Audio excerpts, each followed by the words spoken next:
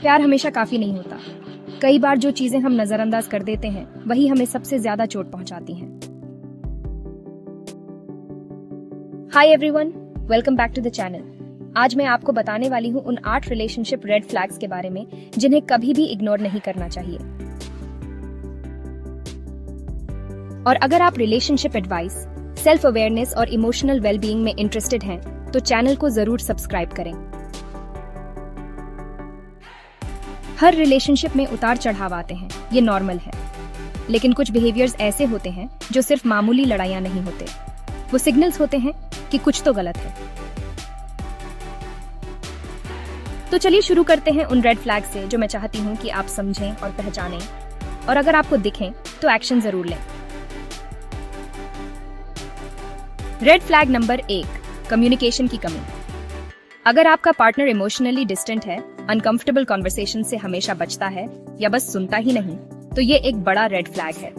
Communication ही तो वो foundation होता है जिससे रिश्ता ग्रो करता है। मैं आपको सजेस्ट करूंगी, काम होकर बात करें।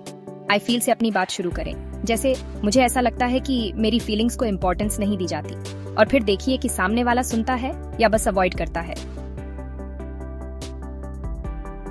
रेड फ्लैग नंबर 2, डिसरिस्पेक्ट और डिसमिसिवनेस।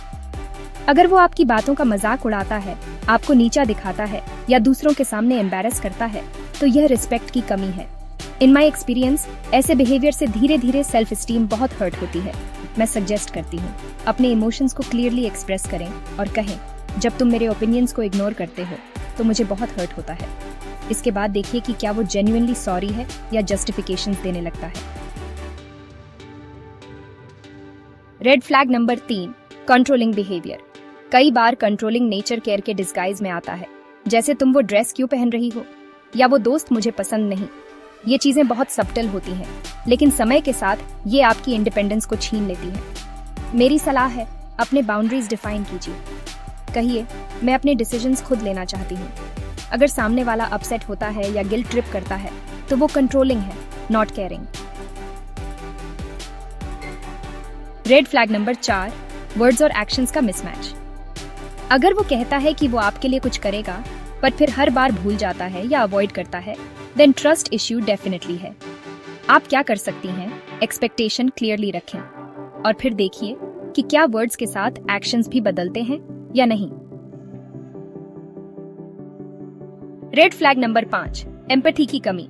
जब आप अपनी फीलिंग्स शेयर करती हैं और सामने से कोल्ड रिएक्शन आता है, जैसे तुम बहुत सेंसिटिव हो, तो वो इमोशनल इनवैलिडेशन है।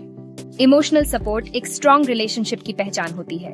मैं यही कहूंगी, आपसे पूछा जाना चाहिए कि आप कैसे फील कर रही हैं, नॉट जज्ड या मॉक्ड होना चाहिए।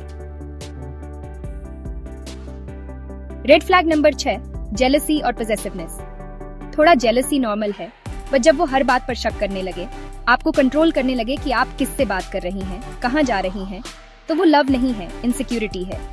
मैं आपको सजेस्ट करूंगी, बाउंड्रीज सेट कीजिए और देखिए कि वो ट्रस्ट बिल्ड करने की कोशिश करता है या नहीं। Red flag number 7, blame shifting और अकाउंटेबिलिटी की कमी। अगर हर बार गलती उसकी होती है बट सॉरी आपको बोलना पड़ता है, तो वो सच में ब्लेम शिफ्टिंग है। आपको क्या करना चाहिए, जरा गौर से नोटिस करें कि क्या वो अपनी गलतियां एक्सेप्ट करता है या आपको मैनिपुलेट करता है। रेड फ्लैग नंबर 8, आपकी गट फीलिंग। कभी कभी कुछ दिखता नहीं, बट दिल कहता है कि कुछ सही नहीं है। वो गट फीलिंग, वो रेस्टलेस वाइब। मैं कहूंगी, ट्रस्ट कीजिए अपनी इंस्टिंक्ट पर। बात करें किसी ट्रस्टेड फ्रेंड या थेरेपिस्ट से, ये फीलिंग यूं ही नहीं आती। अगर आप इनमें से किसी भी रेड फ्लैग को एक्सपीरियंस कर रही हैं, तो प्लीज ये मत सोचिए कि आप ओवर थिंकिंग कर रही हैं। अपनी इंट्यूशन को ट्रस्ट करें, ओपन कॉन्वर्सेशंस करें और बाउंड्रीज क्लियरली कम्युनिकेट करें। अगर चीजें नहीं बदलती और वर्स टॉक्सिक हो जाती हैं, तो ये जानना जरूरी है कि आप अकेली नहीं हैं और आपके पास सपोर्ट है। एक हेल्थी रिलेशनशिप आपको फील कराता है सेफ, कॉन्फिडेंट और लव्ड, नॉट एंग्शियस या कंफ्यूज्ड। अगर आपको ये वीडियो हेल्पफुल लगी हो तो लाइक करें, कमेंट में मुझे बताइए कि किस पॉइंट से आपने सबसे ज्यादा कनेक्ट किया, और इस वीडियो को उस दोस्त के साथ जरूर शेयर करें जिसे ये जानने की जरूरत है। सब्सक्राइब करना ना भूलें। एंड मैं मिलूंगी आपसे अगली वीडियो में एक और सच्ची सोलफुल बात के साथ। Take care and please don't ignore the red flags.